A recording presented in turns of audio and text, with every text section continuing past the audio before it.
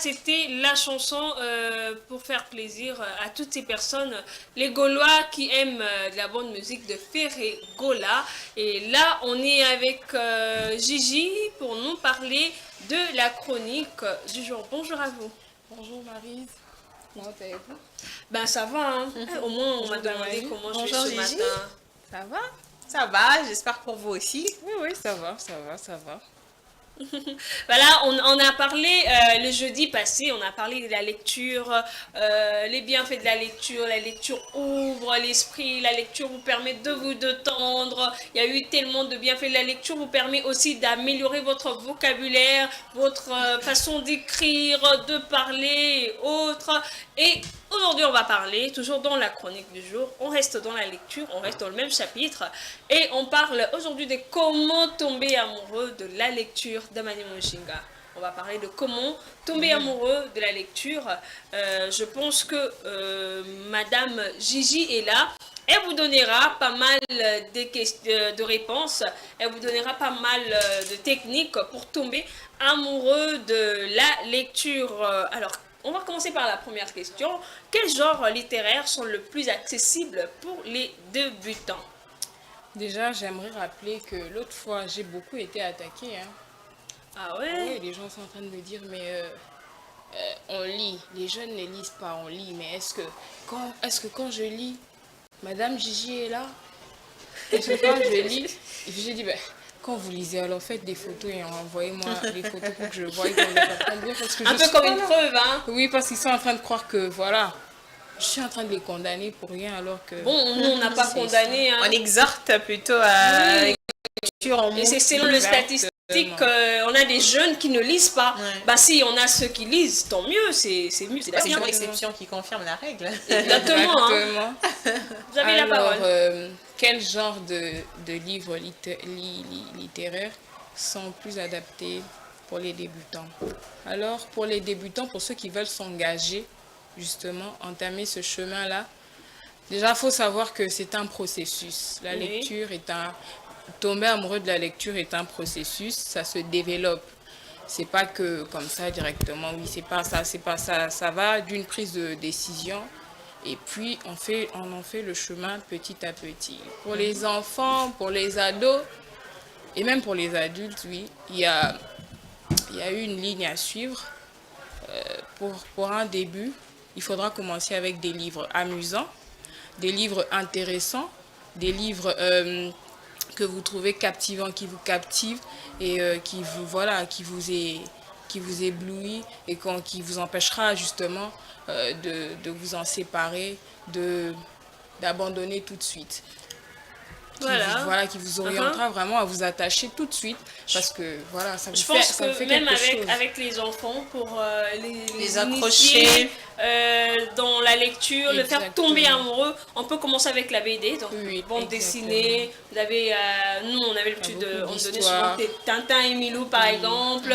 Et je crois que quand on était plus grand, enfin les ados, on avait La Banane à Poto. C'est un livre qui a vraiment Un franc circulé, succès. un grand succès. On était en train de lire. En fait, ça vous accroche les histoires et finalement, quand vous allez à l'école secondaire, vous avez des professeurs de français, par exemple, qui vous poussent à lire des romans et à venir les exposer. Oui, parce que beaucoup abordent la lecture sous un mauvais angle. Ils ont tendance à forcer. Ils abordent cette prise de décision-là. Comme une corvée, quoi. Oui, ça devient comme une corvée. Ils se forcent à lire alors que ça va doucement. On y parvient petit à petit. Et c'est justement à partir des choses comme ça, des lectures fascinantes, des lectures, des histoires captivantes qui vous aident petit à petit à cultiver, à développer cet amour-là de la lecture. Oui, Damani Mais Mouchela. Gigi Niende, il y a des gens qui nous suivent. Hein. Peut-être qu'il y a quelqu'un qui veut tomber amoureux de la lecture, étant donné qu'on parle de comment devenir amoureux de la lecture. Mais comment faire pour créer un environnement propice à la lecture? Eh bien, je ne vais pas me mettre n'importe où pour lire, par exemple. Comment faire pour trouver un environnement qu'il faut pour cadre, bien oui. lire, pour bien comprendre ce qui est dit dans le livre, par exemple? Justement, il faut créer un cadre propice. Il faut, c'est-à-dire, trouver un lieu calme, un lieu tranquille, Oui. où on peut avoir cette facilité-là à se concentrer parce que oui, il existe des réalités lorsqu'on est en train de lire. Et aussi, surtout, il faut avoir un lieu bien éclairé. On peut se créer une pièce dans la maison où on s'est réservé justement seulement pour de la lecture, c'est réservé pour lire. Parce qu'il y a des distractions comme ça qui nous empêchent de nous concentrer lorsque nous lisons. Ouais.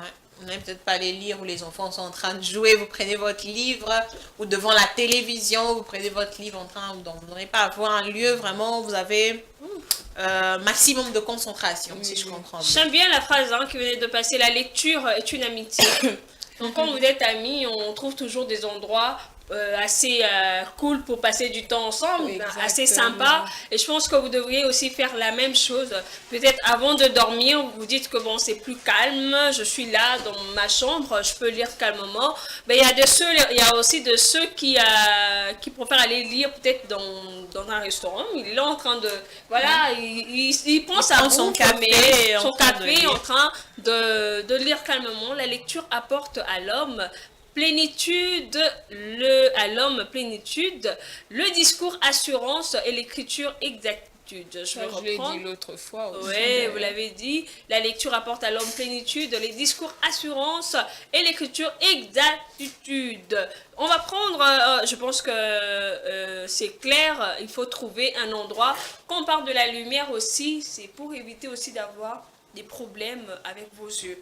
Parce que quand on prend le temps de lire, il faudra qu'il y ait vraiment de la lumière assez... lumière naturelle. Oui, naturelle. Parce que oui, on va se dire, je suis à la maison, je peux lire, il fait jour, je peux lire. Mais non, il y a des pièces où même quand il fait jour, c'est sombre. Alors, il faut aller quelque part où tu peux être en mesure de voir clairement ce que tu es en train de lire. Et voilà, ça a un impact aussi au niveau de la santé.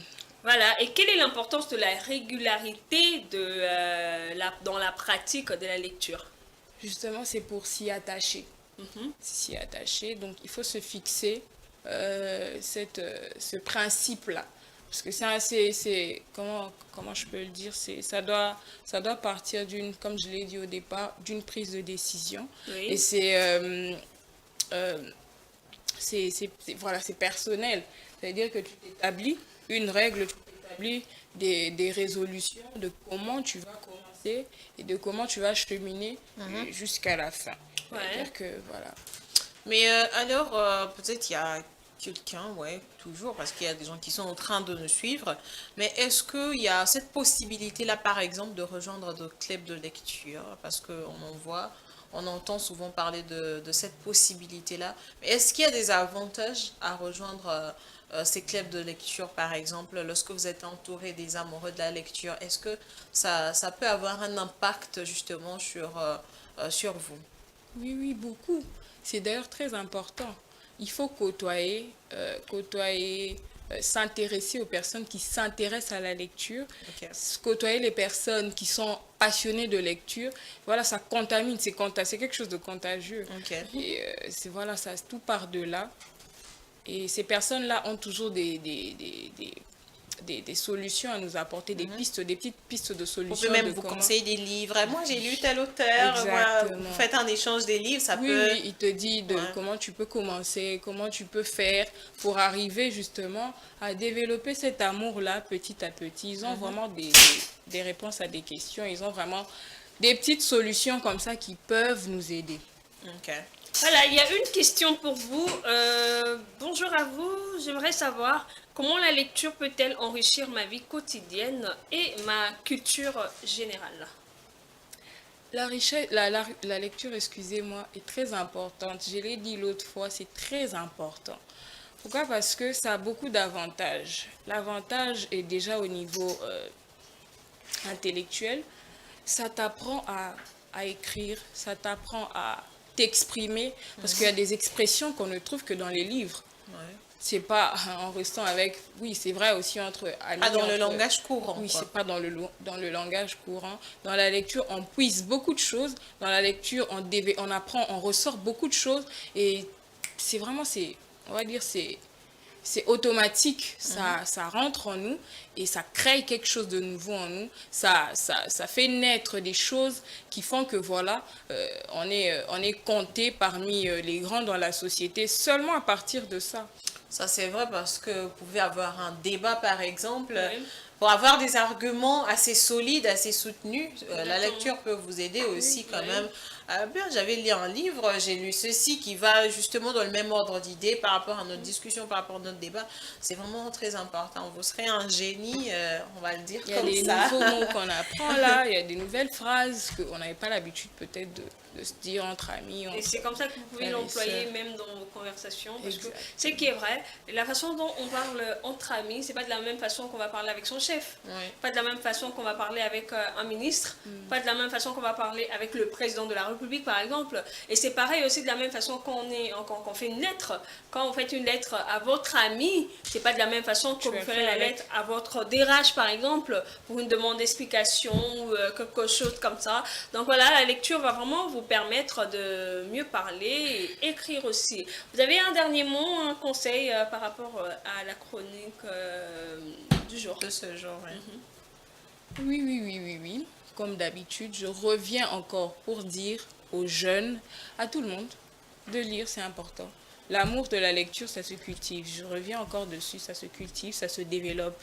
Ça part d'une prise de décision, ça part d'une discipline personnelle. Ok. Petit à petit, tu peux y arriver, petit à petit, vous pouvez le faire. Et voilà, vous pouvez être en mesure de vous tenir et de parler comme il se doit à partir de la lecture, qui a beaucoup d'avantages, qui a beaucoup de richesses. Voilà la richesse. Récemment, hein, on a envoyé un message, je crois que c'était avec vous. Oui.